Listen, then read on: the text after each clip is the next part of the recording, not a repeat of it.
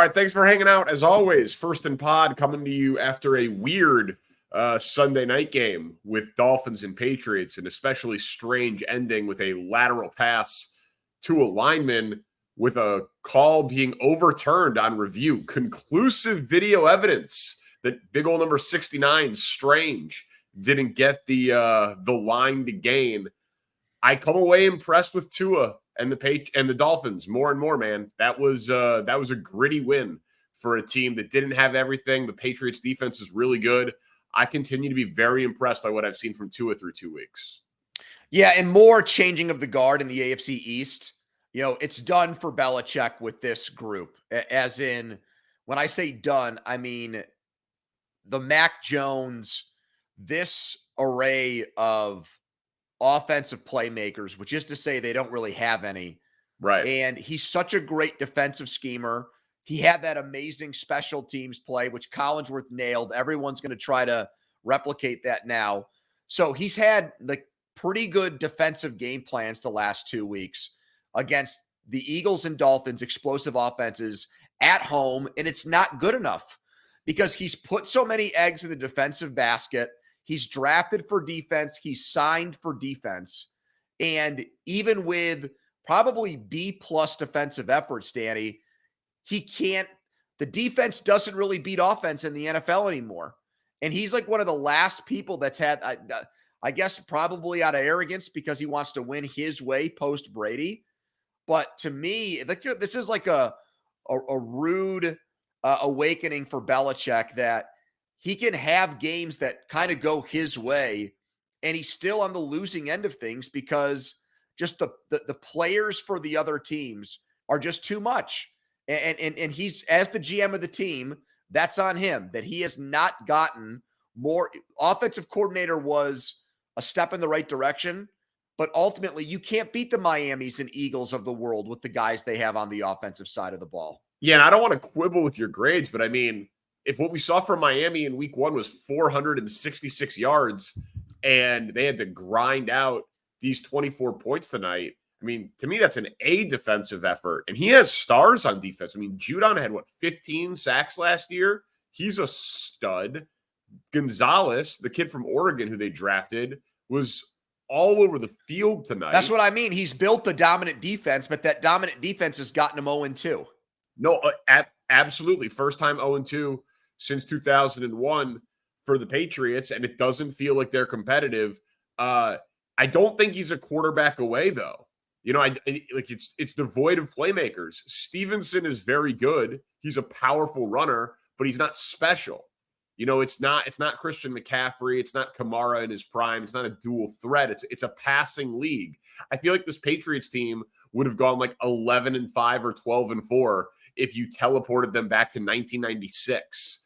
It's kind of fun to watch because it's a throwback team, but they won't be bad enough to get Drake May or Caleb Williams or anything like that. They're going to win 7 games, but just because they're so well coached and the defense will get them and they'll cause some turnovers and come out ahead on a few of these games. But it's got to be a really frustrating place for Patriots fans to be. You're so competent and you're absolutely good enough to be competitive in every game, but not good enough to win anything that matters. Yeah, because you did draft Mac Jones, but you have not used you used a high pick on Thornton in the second round to take a wide receiver, but you haven't taken one in the first round. When Belichick does take a wide receiver early, the guy's typically a bust. He's tried to build the whole offense out of tight ends. His offensive line, the middle of it's good. The tackles are terrible. He doesn't want to, I guess, use the draft capital to trade for a wide receiver like Miami did or the team he lost to the week before in Philadelphia.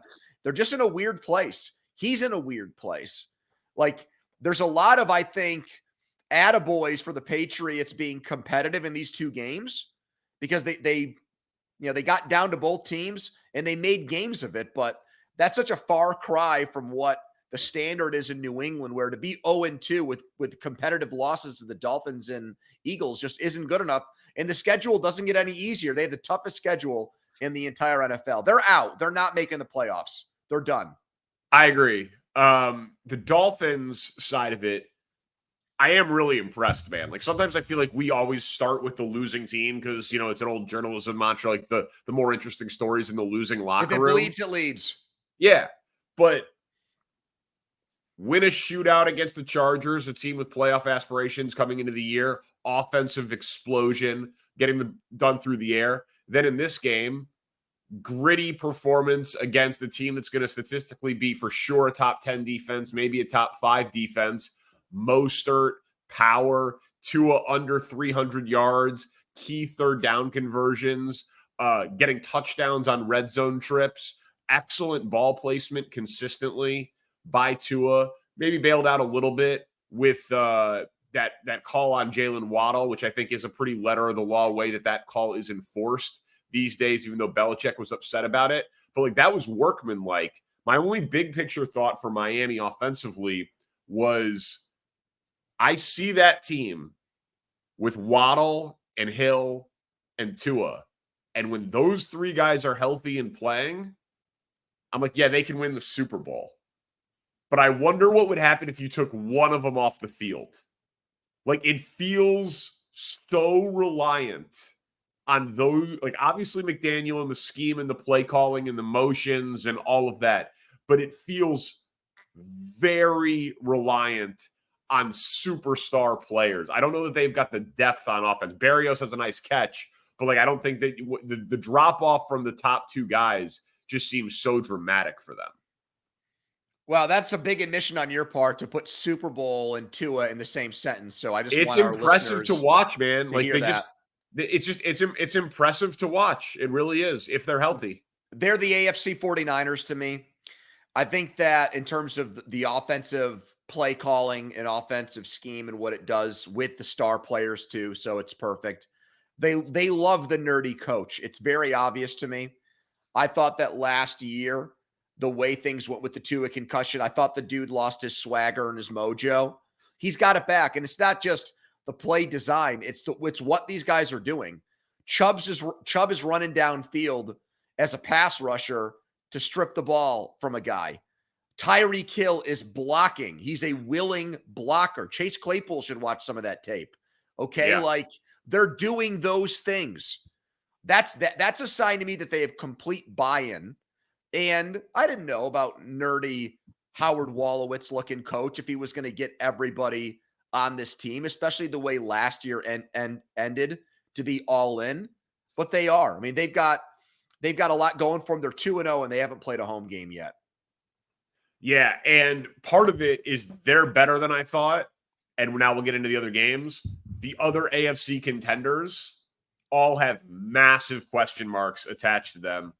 Maybe none more so. And this is, again, guilty. If it bleeds, it leads. I find the more interesting story in our lead game here in the losing locker room.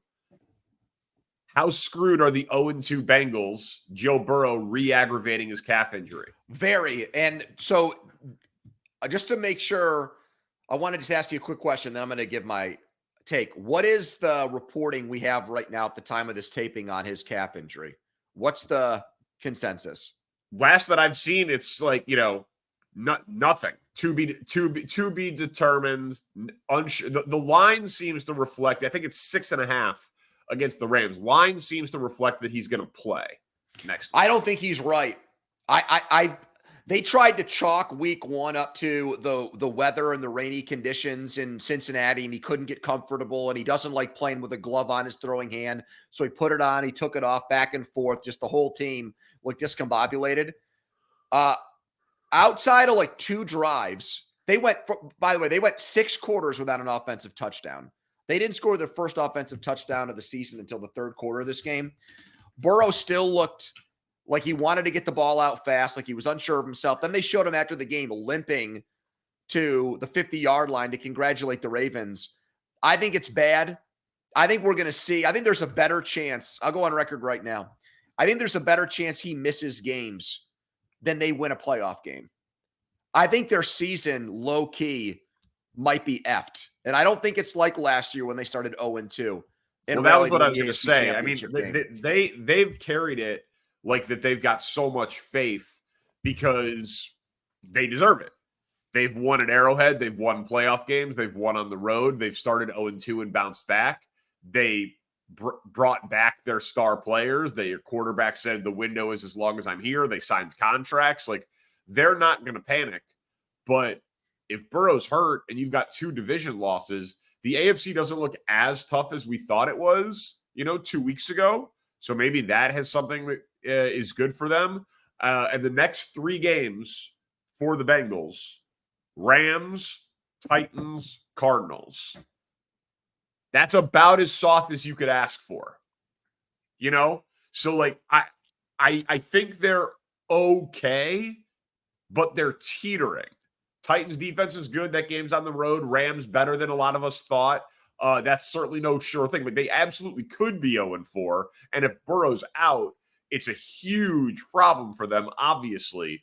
But I could see them limping to a 3-game winning streak here and Burrow getting his feet up from under him. I could see that just because of how the schedule breaks. But I don't know how he's going to heal. He's going to play through it. He's going to take hits. He's going to have to get treatment the entire year on this calf. We saw maybe what Aaron Rodgers' calf muscle or lack of calf strength did to that injury he had. Like, the schedule is what it is, and he might try to gut it out and play, but I just don't think he's going to be right the entire year. I think he's going to need to either take a pretty extended break to try to heal it. I don't know if you can even have surgery to repair something like that right now. It's a strain, so you can't. Like, I just don't. I think he's going to deal with this the entire year until the offseason. And I don't see Joe Burrow at less than 100% guiding the Bengals to anything more than an 8 or 9 win season. If he's not himself, no, he's he's the biggest underachieving quarterback through 2 games in the entire NFL. And he's got a reason for it. He's not healthy. Right.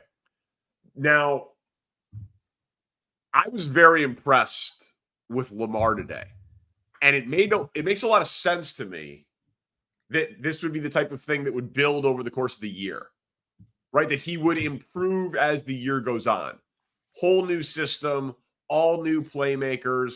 Mark Andrews back after missing week 1. You know what I mean? It made a lot of sense to me that the second 4 games would be better than the first. And I thought that he looked more comfortable in this game than he did last game, even though the competition was tougher and they won handily against the Texans. So I was like, oh, is this a buy low spot for the Ravens?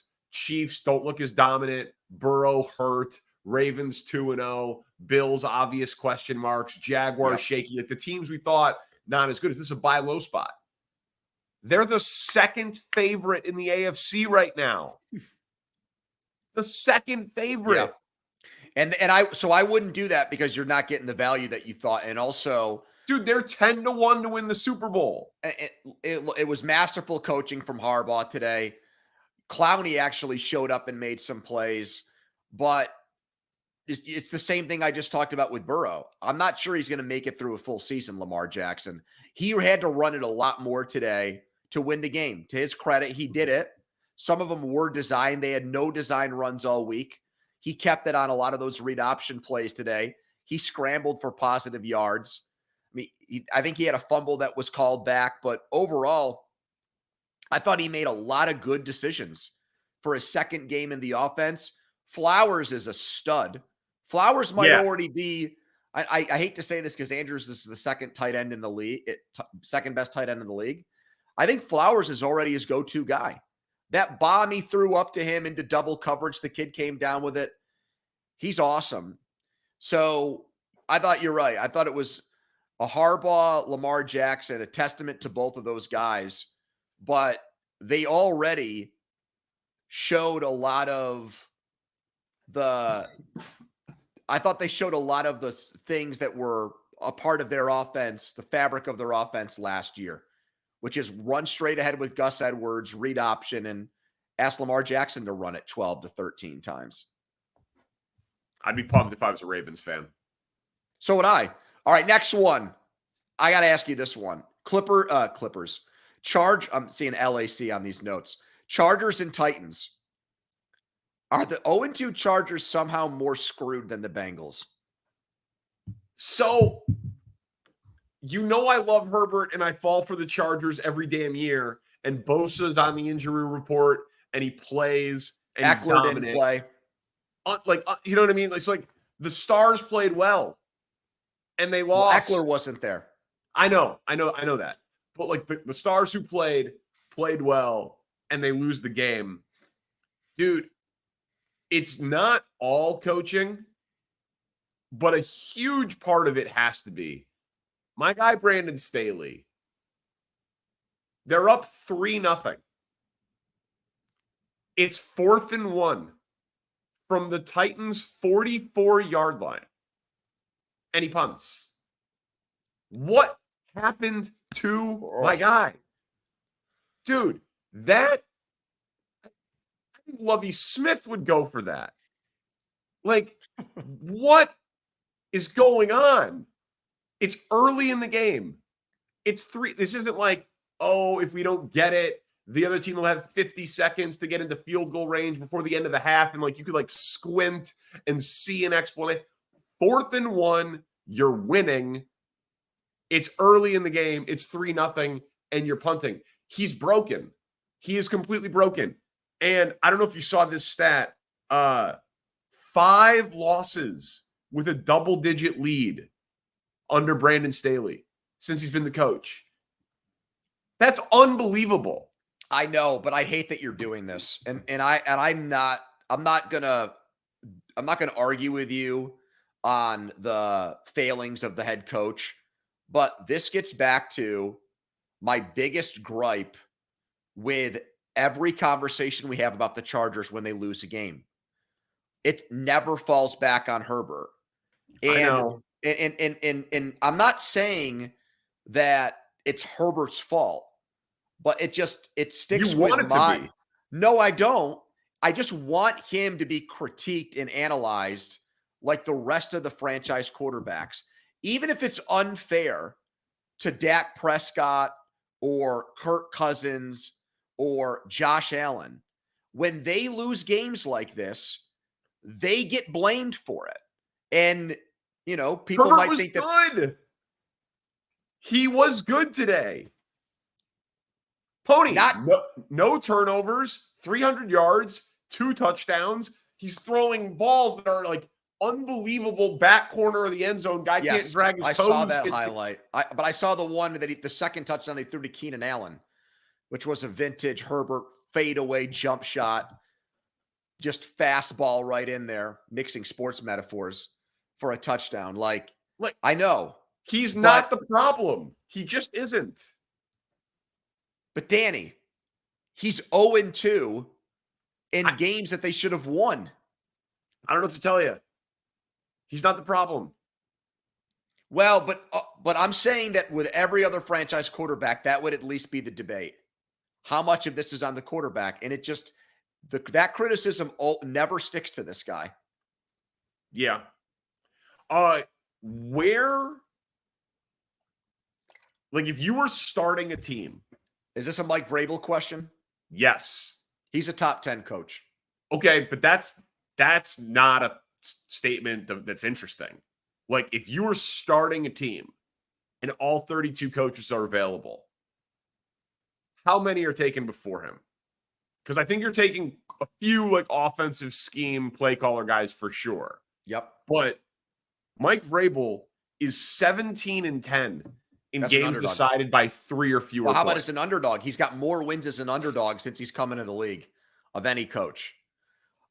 His team performs, they overachieve, and they win close games. Yeah. I would say that there's probably Shanahan, McVay, Andy Reid, McDaniel. Even I would put McDaniel, LaFleur. Yeah. Would you, okay, so is he the first? Would you take him ahead of Belichick, Tomlin, Harbaugh? I would not put him ahead of Harbaugh. I'm wondering if Mike Vrabel is building a case. I'd put him ahead of Belichick and Tomlin right now. So he has a case for best non-offensive play calling head coach in the league. Yeah, with John Harbaugh, who's a former special teams coach. Right. Yeah. Yeah. It's really impressive. It's really impressive. So, I mean, I'm with you, by the way. I'd take him over Belichick and Tomlin, and I might take him over Harbaugh just based on the sheer fact that Harbaugh has Lamar. This guy's doing it with Ryan Tannehill. Okay, ask me the next one. All right. Buffalo, Vegas. I wanted to put this higher in the show than the score indicated because they've had so many column inches attributed to them, so many takes. Does the beatdown quiet the doubters? Not really. I'm going to do what you did to me on the last show. You beat the Raiders at home. You beat one of the worst defenses in the entire NFL. Josh Allen looked like the MVP candidate, top 5 quarterback, Josh Allen today. I give them credit because they got down 7-0 very early in this game, and it didn't faze them. It did not. There was no, like, here we go again. What's wrong with us? That seeped in. I think I give Sean McDermott credit for that didn't phase this team or rattle them whatsoever. And then from there, Allen was awesome. I see James Cook had a huge game today. A lot of that probably came in the second half when the game was already over and they could just run the ball and not risk Josh Allen taking hits or getting injured. But I thought they would win handily today. I don't think I had them winning by 4 touchdowns. I want to see them in a game against a team that I think is a legit playoff team. Well, did you bet them? Because we said it was an easy bet on the recap pod last week. Okay, yeah, I did too. I did. I wanted to just get ahead of this for you because I know this is the type of thing that you'll love. Assuming Buffalo beats Washington next week, in week 4, Bills Dolphins will be buried at 1 Eastern because the 3:25 game will be Patriots Cowboys and Sunday Night Football is Chiefs Jets with Zach Wilson. When can they start to flex the Jets out of these games? I know. Dude, they have 6 of them. Roger Goodell is going to call Tom Brady and beg him and pay him on the side in addition to what his contract is. Brady's used to having money funneled to him that's not on the books through TB12 to come back. Why do you think that story popped up today that his ownership stake in the Raiders hasn't officially gone through? Yeah, someone leaked that. Someone leaked that. If you haven't signed up for the YouTube TV, that might get me to get Sunday ticket to watch every snap of that game in week 4. I thought it was a bizarre move today and this is such a geeky thing, and I'll take 30 seconds to say it, and maybe the TV football nerds will appreciate it. I thought it was weird that they sent Harlan to Buffalo and not Cincinnati today. They had this is the CBS 3 game, and I had Andrew Catalon and Tiki Barber calling Bills and Ravens today. If you were ranking the AFC games, wouldn't you have Ravens and Bengals ahead of Bills Raiders? Yes. Okay. Yes, 100%. I associate Catalan with AFC South football. Or the second 3:25 game for you that is a West Coast game that most people don't get. Yeah, Cardinals, Broncos. Yeah, something like that. Yeah. All right.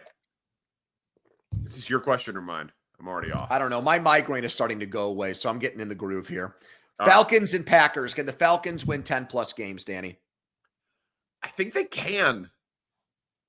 We were saying that you got to just pick an NFC South team, and I was trying to pick a team that wasn't the Saints, and I went back and forth on Atlanta and Carolina. Last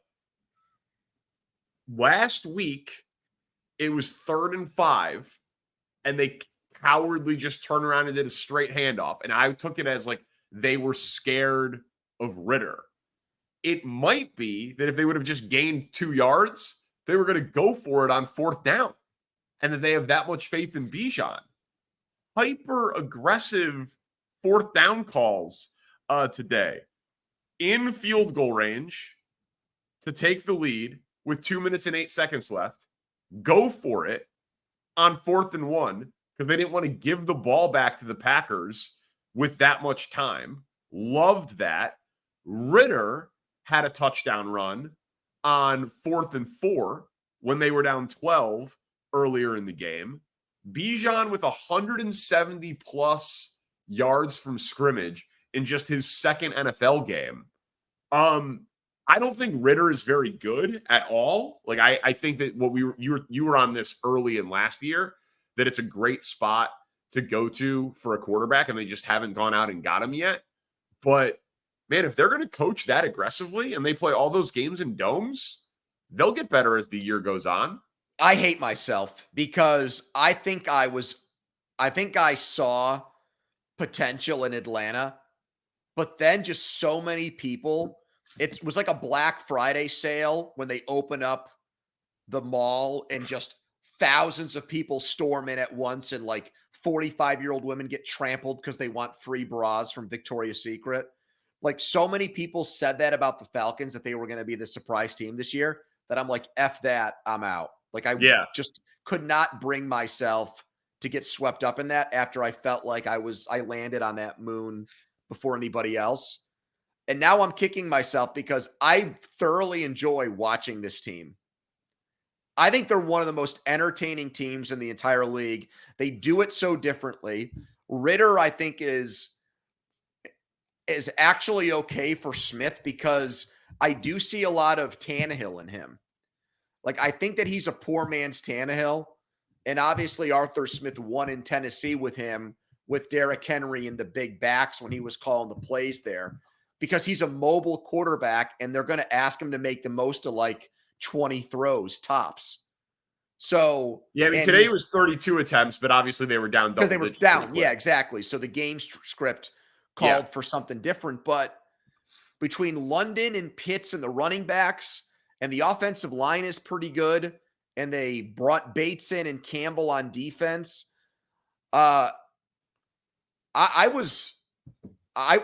picked them to win this game, and I'm hoping that they are a story throughout the season because I like watching this positionless football and these offensive minds cook up ways to win without it being like, okay, here's great quarterback that gives you a huge edge over everybody. And, you know, the league is basically built to win with those teams. I like that this team's doing it different. I'm a fan. I like Atlanta. They're one of my adopted teams this year. So I complimented Jordan Love on Twitter, and like 100 Bears fans came after me. Oh, he only had 150 yards. They ended up losing. If I was going to ask you to name the 4 best offensive players on the Packers, in some order, you would say David Bakhtiari, Christian Watson, Elton Jenkins, Aaron Jones. All missed the game. 3 missed the game entirely. 1 gets hurt in the game. Yep. And the dude has no turnovers and throws 3 touchdowns on the road. Yes, it's only 150 yards passing. Yes, they lose. But that dude has a lot of poise. But those are unquestionably the 4 best offensive players on the Packers. You cannot make an argument for anyone else to even crack the top 4. And he totally unfazed. Totally unfazed. It's sickening and disgusting as a Bears fan. But that dude has a incredibly high floor. I'm disgusted by the entire thing, but I have to give him credit. Very, very, very impressive from Jordan Love today. Very impressive. I hate it. I hate it here. Chiefs Jaguars, probably lower in the rundown than we would have expected given the preseason hype and the quarterback matchup. Even in a win, do you see something being wrong with the Chiefs? I'm going to take a different tack than I did after the Detroit game. If I'm the Chiefs, if I'm doing radio in Kansas City tomorrow, I'm going on the air and saying we're winning the Super Bowl again, or at least going back to one. That would be my reaction. I would feel so unbelievably good about this team because of what we just touched on before with Burrow looking like this cap thing is going to be a real problem the entire season. And they just won there in Jacksonville with defense. They held this offense to 9 points. I would be so giddy because I think to myself, Andy Reid will figure it out. It was Kelsey's first game back. He did catch a touchdown, by the way. We're supposed to be a team that wins first to 28, first to 30 games. And 2 games in, we've held Detroit to what was really 14 points because one of the touchdowns was a pick 6, and we held Jacksonville to 9. I mean, that's an unbelievably good start. Steve Spagnuolo, give that dude major props. That they've come Chris out Jones was great. Chris Jones was great. 5 pressures and a sack. Bolton and Snead are both legitimate difference-making defensive players. So it does seem like they are building a pretty solid defense. And obviously today's defensive performance was incredible. But the other thing, because I agree with you. I asked the question that way, but I would have answered it and said they're going to be fine. Jones comes back, is dominant. Kelsey comes back, has a touchdown. Jawan Taylor, 5 penalties. Their big signing at tackle. 5 penalties and is benched in his return to Jacksonville. Clean that up. Oof. They had 12 penalties as a team. Richie James muffed a punt. Justin Watson fumble. These are not household names. These are not like the guys that you're going to be relying on for, you know what I mean, the whole season. Like, they played an unbelievably sloppy game. Beat a team who's supposed to be a contender on the road, covered the spread, got their second and third best player back who both contributed in a big way. I think you got to feel pretty damn good. Exactly. That's why Jacksonville should feel sick.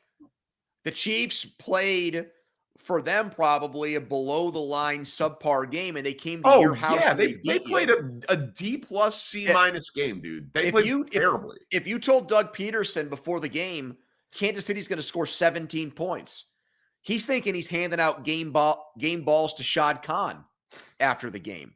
He thinks that's 100% a win. Yeah. So just I love Jacksonville, but it's further proof that there's still a ways for them to go. They're 0-3 against Kansas City now in the last year plus. And they faced a team today that was ripe for the taking, ripe for the picking. Okay, Seattle and Detroit. Here we go. The Parkins Bowl. Who was the bigger story in this game, Detroit or Seattle? I'm very interested in what you say. So I picked Detroit to go to the Super Bowl. Yes, you did. But you know I'm Team Geno Smith. I'm the captain of the Team Geno. Geno! Dude, that's the bigger story. They scored 13 in the opener against the Rams. Arguably the most disappointing performance in week 1, if not for the Bengals scoring 3. The Lions defense is still not good. Okay, fine. Lions had extra rest. Lions were selling out, waiting list, the blue ski masks. It's a terrible loss for Detroit, undeniably as a 5.5-point favorite. We'll get to that in a second. Detroit, and I know this is like, you can probably say this every game, Detroit wins the game easily, if not for turnovers. Montgomery had a bad fumble at his own 20 or 25-yard line. Goff goes 380 passes without a pick, then throws a pick 6. Like, Detroit could very easily say, hey, guys, we win the game if we don't shoot ourselves in the foot. But Geno Smith going on the road in that environment and not giving them the ball in overtime and having a 9-play, 75-yard game-winning drive in overtime, man, he looked awesome today. I said it after week 1. I still expect that offense to be very good. I saw nothing today to change it, even though the Lions defense is not very impressive. I thought that Geno Smith on the road, especially late, was the story of the game. The best thing that happened to Detroit was that the entire division went winless this week. Yeah. Okay, so that is the silver lining in all this for them. But I think the bigger story has to be them losing, and here's why. Seattle winning, I think, puts them back into the kind of tier that they were not projected to be in by most. I think the consensus was they take a step back this year. But you win a game like this, and the conclusion is Seattle is probably a wild card playoff team or a team that is competing for a wild card spot. Yeah. For Detroit, when you go to Kansas City and win, and you close out last season by winning in Lambeau and ending Aaron Rodgers' Packers career, and you've all this hoopla and everything else, you gotta win your first home game, man. You just do. Like, I would think tomorrow in Detroit or today when people are listening to this podcast, the narrative there is going to be same old Lions. And, there will be some people that try to probably fight and push back on that. Like, it happens. It was a really close game. It could have gone either way. But I would not want to be the guy that has Lions in the Super Bowl like you right now after today. I don't know, man. Like, Montgomery, you don't want guys to get hurt, but Gibbs is better than Montgomery. That's going to help them, that he's going to have to get more touches. One game closer to Jameson Williams coming back. I know the offense wasn't the problem, but I still Danny, think the problem is you're comparing them to teams like San Francisco, Philadelphia, and Dallas. And when you lose a game like this, it's just harder to make that argument for them. Much harder. No question. No question. And which brings us to the Dallas Cowboys, who absolutely curb stomped the Jets. I can give you some stats.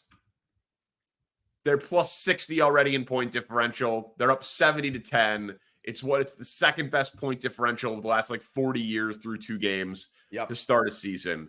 When everyone puts out their power rankings on Tuesday or Wednesday, should the Cowboys be number 1 across the board? No, I don't think so, because they did beat the two New York teams, but I don't want that to get in the way of complimenting them.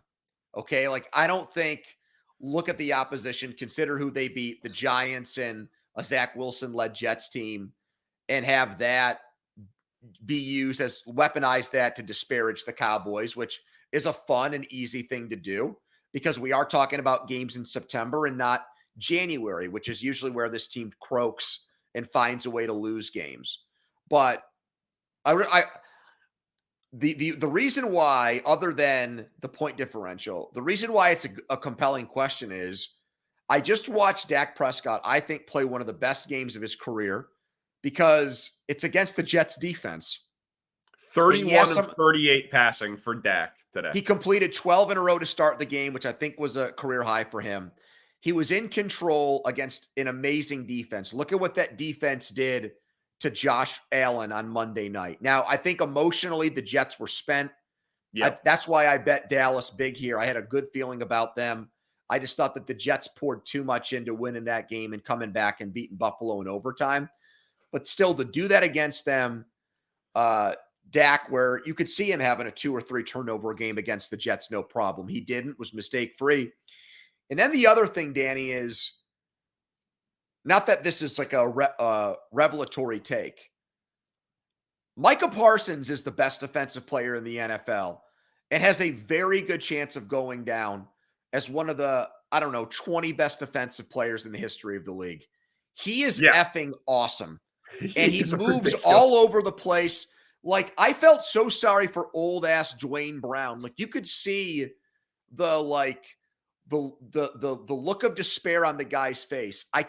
He's too young and athletic. I can't stop this person from beating me over and over again. It was elder abuse, but it was a reminder of just how sick that guy is. Forced that fumble, picked it up and returned it, even though it came back. He's going to win Defensive Player of the Year. I should lock in that bet. Actually, I shouldn't lock in that bet right now because he's probably the favorite and it's horrible value. But he will, in my opinion, win that award. Hands down. See if I can pull it up for you right now. And you got to give Mike McCarthy an apology because he's doing a good job right now. Oh, he's doing it. Yeah, well, that was going to be one of the things. Dak in week 1, obviously he didn't need it. but it was what, like 17 pass attempts or something ridiculous, 20 pass attempts. Penalty on an extra point. Mike says, let's go for 2 instead. Yeah. How about that from Mike McCarthy? Your boy. Dude. No, I know. Today, 38 pass attempts. I'm very impressed. Very, very impressed. I think that, like, obviously everything is going against you. Jordan Love looks great. Mike McCarthy looks like Bill Walsh. And we haven't even gotten to the Bears. Yeah. It hasn't been a great run. Based on what they have accomplished in 2 games, like if you were going to just be like that simplistic with your power rankings, I do think they should be number 1. You know, I'm not saying that they would be favored on a neutral field against every team in the NFL. I'm not saying I would pick them in a neutral field NFC championship game if such a thing existed against the Niners. But based on what they've put on film through 2 games, they are the number 1 team. I'm giving serious thought to putting them ahead of Philadelphia right now. I'll go there. Yeah, exactly. It's really, really impressive how they've looked. And Micah Parsons, I mean, in a league that has TJ Watt and the Bosas and Myles Garrett, I mean, we got some pretty spectacular athletes as edge defenders. He feels like the closest thing the league has seen to Lawrence Taylor since Lawrence Taylor. Like, he's just, and I mean, that includes Khalil Mack in his prime. You know what I mean? He is an absolute freak of nature. I can't disagree with anything you're saying. What's the next game? It's the Niners and Rams. And you've this Puka Nakua guy listed here, the BYU wide receiver. Puka Nakua. Yeah, thank you. Puka Nakua. All right. I'll ask the question then. This is a weird one, but okay. So he sets a rookie record, 2 rookie records today. 15 catches in a game, rookie record. 3 dudes had 14. Saquon was one of them. And he's got 25 catches in his first 2 games of his career. Also a record. Does this prove that Cooper Kupp is a system player? I'm going to start by saying no. But I will say this guy caused me at the Pittsburgh Zoo today to punch myself. There was a Andrew Fillipponi masochistic moment where I just punched myself because I realized I made the conscious decision to start Romeo Doubs over him on one of my fantasy football teams. You were at a zoo during the NFL games? Yes, I was. Yes. Wow. Yeah, like this, with the phone while walking around orangutan exhibits. I was watching Bengals and Ravens. You know your daughter won't remember that zoo trip. Yeah, that's why I was watching Bengals and Ravens while I was walking around today. Good for you. Does it make Cooper Kupp a system wide receiver? I mean, dude, those numbers are shockingly good. I think it's about Stafford. No, I think Stafford, it's got to be even about McVay, man. No, I'm saying Stafford, when he finds a guy he likes, he just throws the ball to the guy over and over again. Now, does that make Cooper Kupp a system receiver? When Stafford, look at what he did with, I know Calvin Johnson's an all-time monster, but yes, when he thinks somebody's a number 1 alpha receiver, the clear-cut guy, in his first read, he just throws the ball to the person over and over and over again. That's his MO. This guy came out of nowhere. I literally did not know who he was until week 1. Did you? Of course not. But he wasn't even one of these guys where Peter King goes to Rams camp and says, or Peter Schrager says, my breakout guy is Puka Nakua or whatever the fuck the guy's name is. Like, he literally, he came out of nowhere, man. Yeah.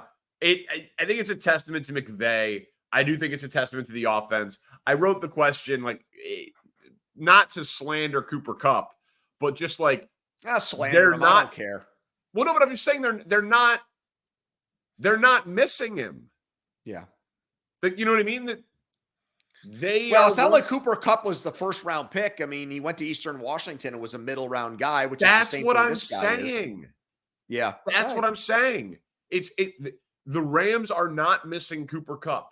You watch this guy's highlights, it's the same thing.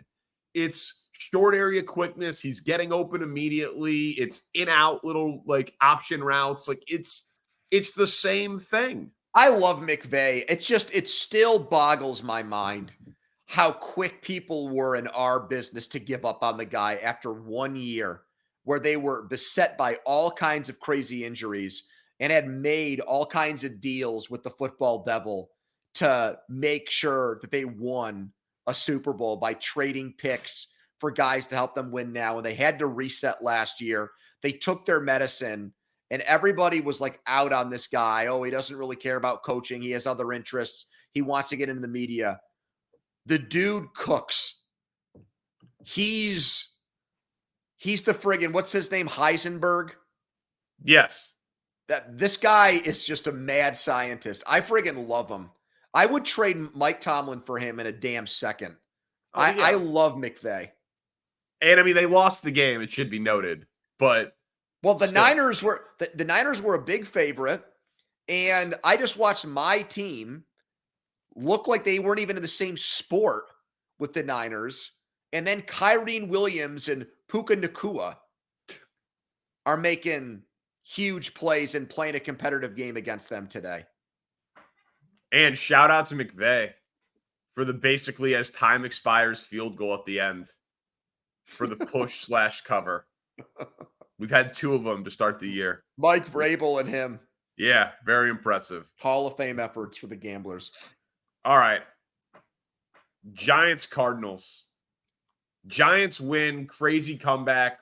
Got to talk Daniel Jones and all of it. But are we sure the Cardinals are tanking? Nance is going to get in trouble. Did you hear what he said? No. Oh, wait. I think it was Nance. You didn't hear what Nance said? Nance was on the Cowboys-Jets game. What did he say? I know, but they broke in. James Brown came in and said, here's the Graham Gano field goal. They come back from 28-7 to win 31-28. And Nance was like, Giants fans loving it, and so are Cardinals fans. And then took 20 seconds to talk about Caleb Williams and how that's what Cardinals fans really want, which is accurate. But it's the game of the week, and Goodell's watching, and there was probably a friggin' text message that got fired off over that, because that's the last thing he wants is for his A team to be talking about teams celebrating losses this early in the season. They're plucky, man. Reminds me of the Falcons last year, and reminds me of that Brian Flores Miami team with Ryan Fitzpatrick that was built to fail too. Yeah, they're plucky. All 31 points for the Giants in the second half. The first comeback of 21 or more for the Giants since 1949, which allowed for this graphic to be put up. The Bears have the longest streak. The Bears haven't had a comeback of 21 or more points since 1925. 179 games where they have fallen down by 3 touchdowns. They have not come back. I think George Halas was still coaching an NBA team on the side back then. Dude, we're 2 seasons away from a century since they've had a 3-touchdown comeback. This team is so pathetic. Daniel Jones looked awesome in the second half. I was just going to ask you, if you were on WFAN tomorrow morning, what would you say about this game as somebody that covers the Giants? What would be your take on it? I'd say the Giants aren't good. That would be your tone? Yeah. Seriously? Yeah. You? You'd go on the air and say, you know what? Amazing comeback, but this team sucks. That's what you would do? Okay. No way. I would not go there. Will this team make the playoffs? Well, I would say that I would go on the air and say they saved their season. And I believe, even though it is Arizona, a team that's probably not trying to win, the players are trying to win, but the front office has built them to lose. Yes. I think I would go on the air and say, we could be eulogizing the Giants right now. We could be on the air talking about how this team is done. Stick a fork in them. We're already moving on to 2024. If you can't beat this team and you lost to the Cowboys 40-0, it's over. I do think this is the type of game that can galvanize a team. And you go back and you circle this game, like the Giants got to 9 wins. And do you remember in week 2 when they were on the brink of losing to a Cardinals team? It's not a competitive conference. They're not going to win the division. I don't know if I agree with that anymore. Oh, here we go. After 2 weeks. You're flip-flopping on that? Well, it's not a competitive conference. It's not as competitive as the AFC. Niners, Cowboys, Eagles, Lions. Those are playoff teams. Okay. Okay. Nice of you to put the Lions right in there before they've proven it, but that's okay. Thank you. Thank you. NFC South winner. Yep. You think the Giants are one of the 2 next best teams? I don't think that would I vote them in ahead of the Packers or the Seahawks right now or the Rams? No. But they're in that mix with those teams, the Bucks and Commanders, those 2-0 teams. Like, they're alive. They're in it. They're not head and shoulders better. They're not necessarily worse. If they had lost this game, then you start to count how many wins are left on the schedule. Just the 0-2 math, we all know about it. So they avoided that. They survived today. By the way, I was curious. Cowboys and Eagles are both plus 105 to win the NFC East right now. When you were saying you'd put Dallas maybe ahead of Philly. Which brings us to another NFC East team. Go ahead, ask this question. Oh, wait, I should ask it to you. I'm sorry. Yes. Based on how I phrased it, I apologize. You ready to agree with me that Washington at 2-0, crazy comeback, can be a wild card team? No, I'm not there yet. Okay.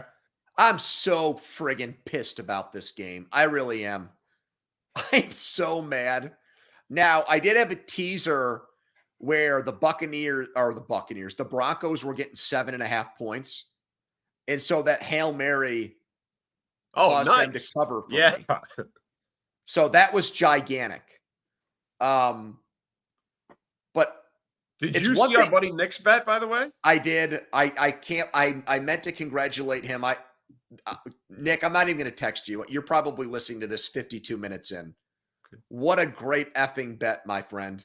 For anyone who didn't see it, he live bet $500 money line parlay Commanders and Giants to win when they were down 14 and 18 points respectively.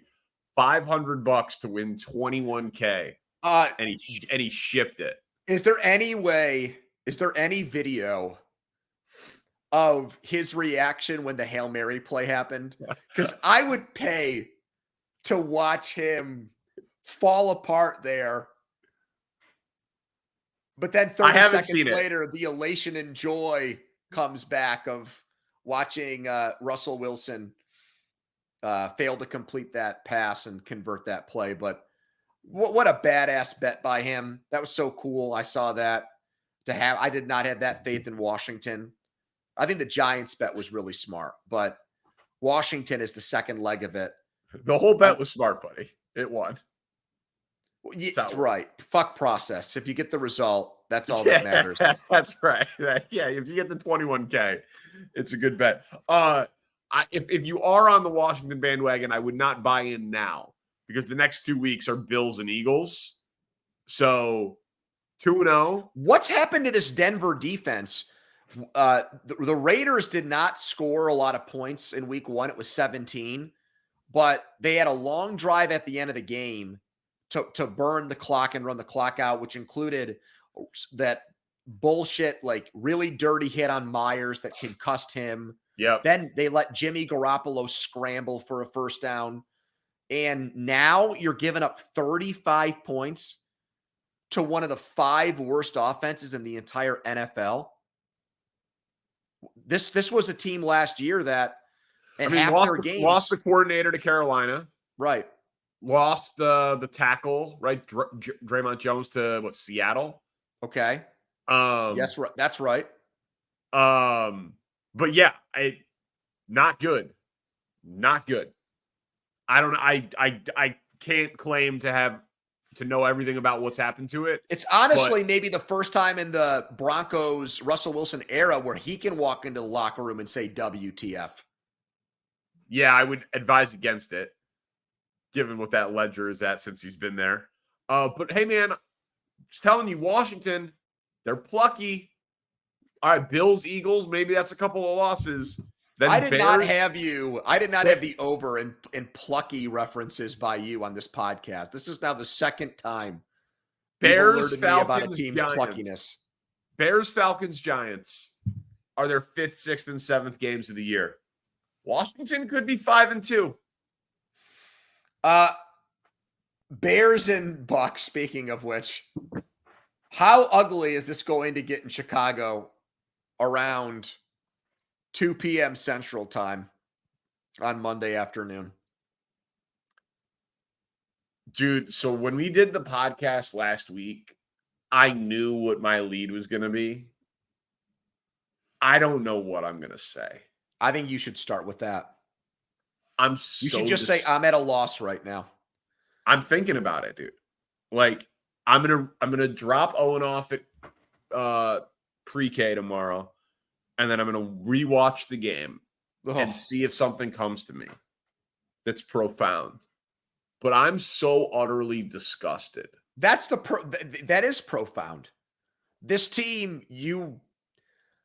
there's so many negative things that for you to isolate or hone in on any one of them sounds like a very difficult task where it's dude, really I put out a poll question after the game, but not right after, 4 hours after the game. Put out a poll question on Twitter. If I defined franchise quarterback as simply they will pick up his 5th-year option and it is more likely than not that he would sign another contract with the team. Yep. Is Justin Fields the Bears franchise quarterback? At last check, with thousands of votes. Congratulations on all your success. 88% say no. Do you disagree with them right now? No, how could you? Yep. The guy holds onto the ball for an eternity. Danny, I don't think and I empathize with you because it sucks when you're in this quarterback. I was blessed to watch Ben for all those years. Don't take that for granted. When you think you have a new one like that glee that you get where it's like, I'm going to get to watch this guy for the next 15 years do his thing. We're set at quarterback. I knew you were going through that last year. You thought you had your guy. I thought you had your guy. I watched the highlights with Fields and was convinced that he was going to be one of the breakout stars in the NFL this season. I'm very disturbed by a lot of what's Mike Evans. I'm still running. I mean, just the defensive breakdowns from a defensive coach, even though I guess they don't have the personnel on that side of the ball yet. But they've got coach them up. And but the story's. I mean, do you know honestly, Danny? Though the story's Fields. Of course it is. It's not complicated. The story's that this quarterback. Did they make the right decision trading that pick? I mean, obviously it doesn't look like it. But maybe they're going to be the worst team in the NFL. Dude, I can't go through another season already talking about Caleb Williams and losing out. I threw a party on the air. You're going to have to lean into that sooner or later. You might as well get there before your before your peers. I wore a boa and spent $200 on balloons and threw a QB1 party after a loss last year, claiming that the Bears had their quarterback. What? You thought Trubisky was going to be a great quarterback. Take your L and move on. Do a show in a USC Caleb Williams jersey. Spend $200 on that. That'll get clicks. That would get clicks. that would get clicks. Hey, but congratulations, Chase Claypool. You scored a garbage time touchdown. Yeah, and he had a few nice blocks. Whoop-de fucking do. We have to talk about the Colts and Texans because the whole point of this podcast is every team and every game. You wrote both rookie quarterbacks deserve praise here. Which one more so? Okay. So Richardson has now left both games with an injury. Mm-hmm. This one more serious is concussion. Yeah, of course. But he is undeniably dynamic. And they won the game. Dude, like those designed runs, I don't want to say he looks like Fields because Fields was putting together the best running quarterback season we'd ever seen until he got hurt. But very, very impressive as a dual threat quarterback who also will stand in there and go through his reads. If I'm a Colts fan, I'm ecstatic. And CJ Stroud threw for over 380 yards, which I'm pretty sure Justin Fields will never do in his career. And he did it in his second game. Now, he threw the ball, I think, like 47 times or something. Whatever. Like that it would take Justin Fields 7,500 attempts to throw for 380. It's interesting that you say that because my takeaway from this game was going to be, I think the Texans are the worst run team in the entire league. And I know you're losing your mind with the Bears, and Arizona has a ownership family that has produced like 10 winning seasons in 100 years. Like there's a lot of poorly run teams. But what the Texans did after they drafted Stroud to get Anderson and what they gave up, and if I'm going to power rank the quarterbacks in this draft, I'm not putting Stroud ahead of Richardson. I'd rather have Richardson than Stroud. So that would bug the hell out of me. Like, I just watched this guy come into my building, beat us. He's in our division. We're going to have to see him twice a year. We don't have our first round pick. I'm banking on Stroud. You keep saying he is a mobile quarterback. I'm not seeing it. I don't see dual threat quarterback. I see a guy that stands in the pocket like he's Mac Jones. So I don't know. Like, I think the GM will get fired there after this season. I think they're just going to be in a really bad place for a long time. All right. Well, we're over an hour. So are your Steelers going to win on Monday night? Yo, you don't want to do Saints-Panthers? Oh, I didn't write a question for that game. You want to just make... Oh, okay. Well, okay. I'll make one. I asked about the later game first. You're right. Sorry. I'll make one up.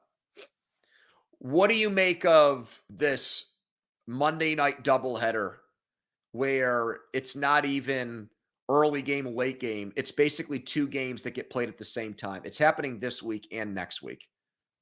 I think the whole purpose is to like showcase that they are putting games on ABC. I tune into ESPN now to watch Monday Night Football, and the whole time they will be saying, and by the way, there's another game on ABC. Did you know we're putting football games on ABC now?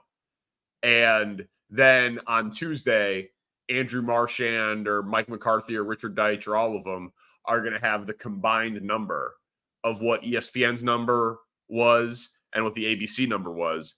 And they'll be able to say most watched football game. Man, that's a real inside baseball answer. I was not expecting that, but maybe you're right. I think they're in the Super Bowl rotation. I think that it's about propping up. Do you like having two games to flip back and forth to? Would you rather have one early and one late? No, flip back and forth. Okay. I can't be staying up.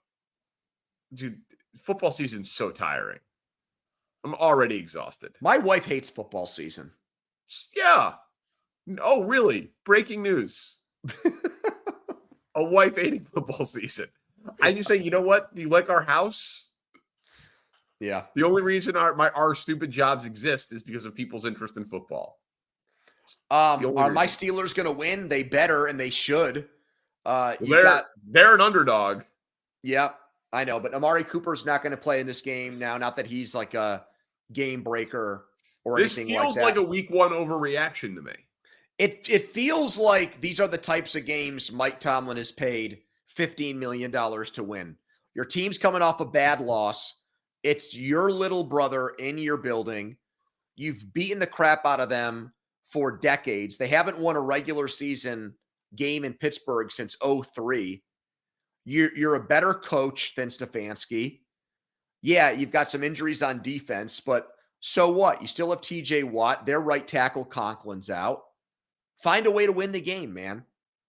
Like that's been the Steelers' mantra these last three or 4 years here, where they find ways to get to 9 or 10 wins, and it's usually not in pretty fashion.